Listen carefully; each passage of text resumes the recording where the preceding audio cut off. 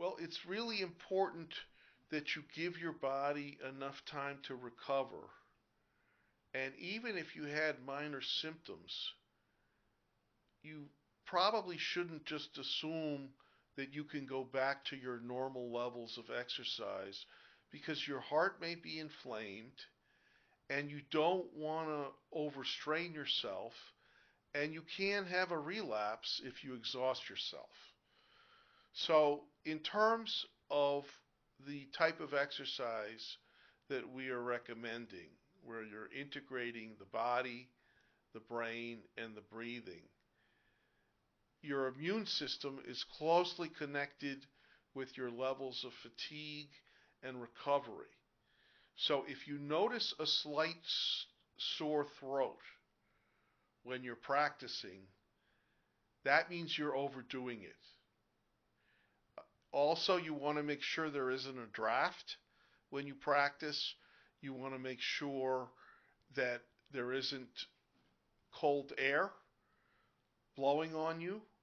That is also quite dangerous in terms of a mind body breathing practice because it can lower your immune system. So you want to get very, very sensitive. And if it's cold and it's outside, make sure that you have a hat on and gloves because the old saying, if your feet are cold, put on a hat, is actually true. But you want to make sure that you are balancing your temperature. So one mistake that people can make, and this happened to a friend of mine, he got all hot and sweaty after doing a routine in front of a fan, and then he caught a very bad cold, and this was in the summer.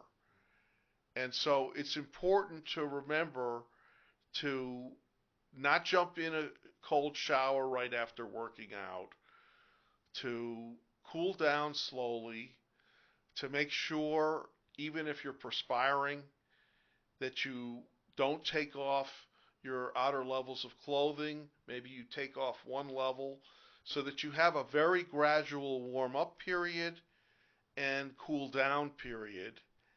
And because your immune system is out of whack because of the COVID, you have to be extra careful and you have to listen to your body. And again, the sore throat is the symbol of overtraining. And even if it's a slight feeling of soreness, it means you're too tired, you've done a little bit too much, and take a day off of practice.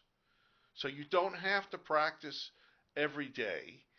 And if you notice that you're feeling a little extra weak or a little extra fatigued, that means take a rest day or just practice sitting instead of doing something that's aerobic or too much movement.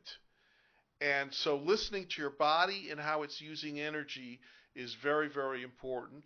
And then you don't want to practice on a full stomach. You want to make sure that you've digested for an hour or so.